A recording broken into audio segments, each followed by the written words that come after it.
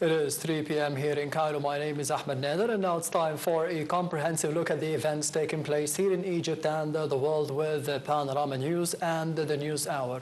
And I'm honored to be having with me for today my colleague Lubna Yahya. Hello, Lubna. Hello, Ahmed, and hello, everyone. And we're going to start with the headlines. Egypt and Norway agreed upon holding regular political consultations on the issues of mutual concern, aiming at boosting their partnership and integrating their efforts to achieve peace and stability. This came in a joint statement issued by Egypt and Norway, which was agreed upon within the framework of following up on the outcomes of President Abdel Fattah al-Sisi's visit to the Norwegian capital Oslo earlier this month as part of the president's European tour. The joint statement stressed that Egypt and Norway have deep bilateral cooperation ties since the establishment of the diplomatic relations between the two countries in 1936. And today they reaffirmed the commitment to further developing the friendly relations between the two countries. Minister for Immigration Expatriates Affairs Badr Abdelati headed to Libreville, the capital of the Gabon, on a Friday after wrapping up a visit to Chad. The visit will witness meetings with senior officials and participating in a businessman forum over means to enhance bilateral relations and upgrade economic ties, trade and investments, as well as exchanging views over African situations and issues of mutual concern.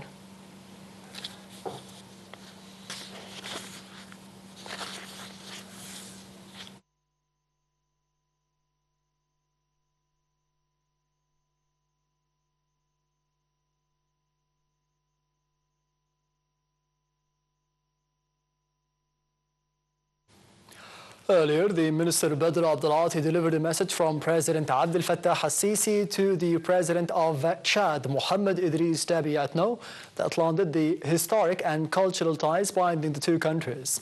The top diplomat delivered the message during a meeting with the Chadian president, where he asserted the presidential directives over supporting Chad's development drive, noting the Egyptian company's expertise in implementing the projects across Africa.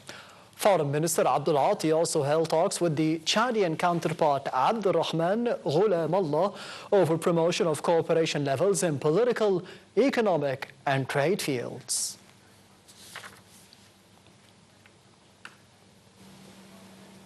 The foreign minister started a visit to Chad with a meeting with members of the Egyptian community. At the meeting, he stressed that Egypt attaches a special importance to providing the complete care of Egyptian nationals abroad, being a bridge of communication between both sides.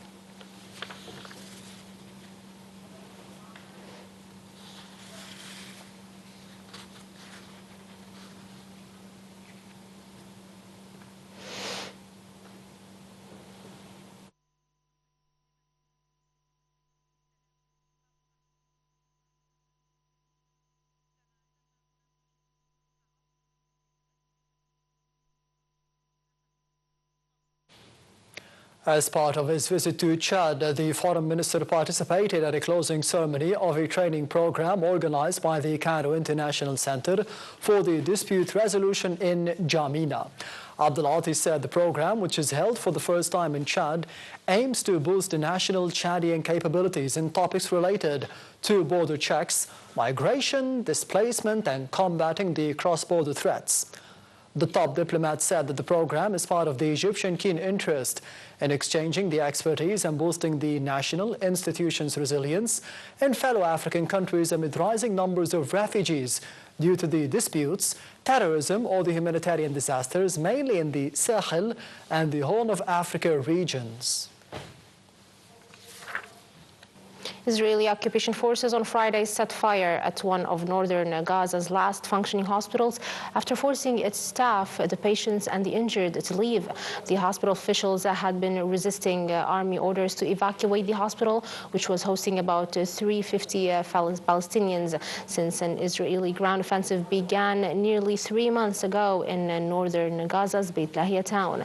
Contacts with the hospital Palestinian sources said that the Israeli strikes in the Gaza Strip on Friday killed at least 9 Palestinians, including children and women.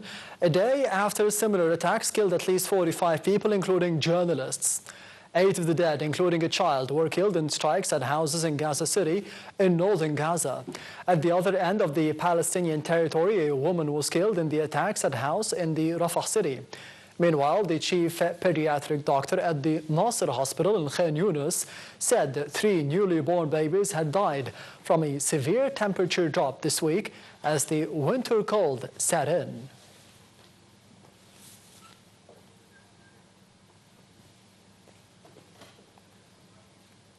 Yemen's Iran-backed Houthi rebels on Friday said they fired a missile at Israel's Ben Gurion airport.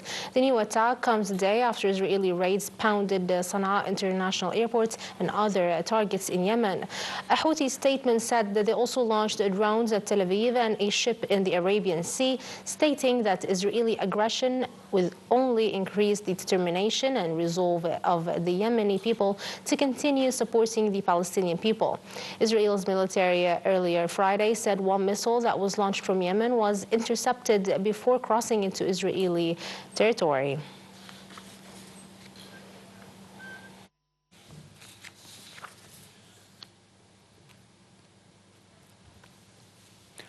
The United Nations said at least 3 people were reportedly killed and dozens injured in the Israeli airstrike attacks on the international airport in the Yemeni capital, Sana'a. UN Associate spokesperson said that the Israeli attack took place on Thursday as a high-level UN delegation led by the UN World Health Organization Tedros Adhanom Ghebreyesus was at the airport, describing the attack as alarming. A UN humanitarian air service crew member was among the injured. UN Secretary-General Antonio Guterres condemned the Israeli attacks and appealed to all the parties to respect and protect civilians and the civilian infrastructure as required under the international law. The Israeli strikes also hit the Yemeni Red Sea ports and some power stations. Last week, the Israeli jets bombed Sana'a and Hodaydah, killing 9 people. Syria's new authorities on Thursday launched a security crackdown in a coastal region where 14 policemen were killed a day before, vowing to pursue remnants of the Bashar al-Assad government accused of the attack. The violence in Tartus province, part of the coastal region that is home to many members of Assad's Alawiyyin sector, has marked the deadliest challenge. The Syrian Information Ministry declared a ban on what it described as the circulation or publication of any media content or news with a sectarian tone aimed at spreading division among Syrians. Syria's new authorities have arrested a military justice official who, under ousted President Bashar al-Assad, issued death sentences for the detainees in the notorious Sidnaya prison in Damascus. Mohammed Kanju Hassan is the highest-ranking officer whose arrest has been announced since al-Assad's ousting on December the 8th.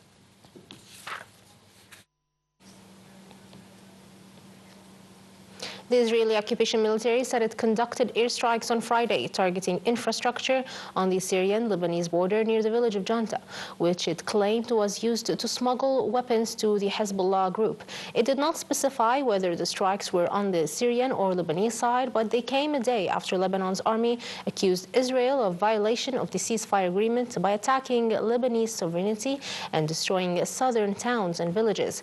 There is no official crossing point near Janta, but the area is known for illegal crossings. South Korea's parliament impeached acting President Han Duck-soo on Friday, less than 2 weeks after suspending President Yoon Suk-yeol powers over his short-lived declaration of martial law, plunging the country deeper into political chaos. The details. South Korean lawmakers impeached acting President Han Duck-soo on Friday, sinking the country deeper into a political crisis triggered by his predecessor's martial law declaration that shocked the world. Han had taken over just 2 weeks from President Yoon Suk-yeol, who was suspended following a parliament vote over his move to impose the martial law on December the 3rd. However, the opposition MPs have now also stripped Han, who was also Prime Minister, of his presidential duties, arguing that he had refused demands to complete Yoon's impeachment process and to bring him to justice. The vote was passed in chaotic scenes as the Han and Yoon's ruling People's Power Party (PPP) lawmakers protested in parliament after Wu said only a simple majority was required for the impeachment to pass. Friday's was the second impeachment of a South Korean head of state in just 2 weeks, adding to the turmoil of the country's dynamic political landscape. It was also South Korea's first impeachment of an acting president. South Korean Finance Minister Choi Song-mok, who stepped in as South Korea's new acting president, pledged to do all that he can to end the political turmoil gripping his country. The Constitutional Court held the first preliminary hearing on the validity of Yoon's impeachment on Friday despite the latest controversy, with the suspended president legal team attending. Separately, the police said that they had begun a raid on a presidential safe house and were collecting footage from nearby security cameras as part of the martial law probe. Minister of Agriculture and Land Reclamation Ala Farouk and his Jordanian counterpart witnessed the closing session of the Egyptian-Jordanian 7th Technical Agricultural Joint Committee. The Joint Committee agreed on a timeline to put into effect the agreement signed between Egypt and Jordan in the field of agriculture. Both sides also agreed on sending the Egyptian experts and specialists to Jordan to review means of removing all the obstacles facing the flow of the imports and the exports between the two countries. The Jordanian Minister of Agriculture also expressed his country's intention to increase cooperation with Egypt in food security field. The Central Bank of Egypt decided to keep unchanged key interest rates. The Central Bank's Monetary Policy Committee decided in its meeting to keep the deposit rate and the lending rate at 27.25% and 28.25%. The committee said that the decision reflects the recent developments on the local and global levels regarding a decline in inflation rates that led the central banks to hold steady interest rates.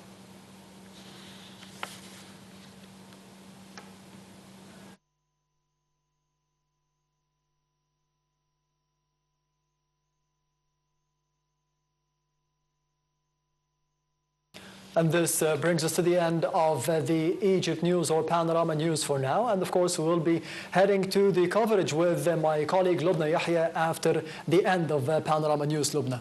Thank you, Ahmed, and thank you, everyone, and have a good afternoon.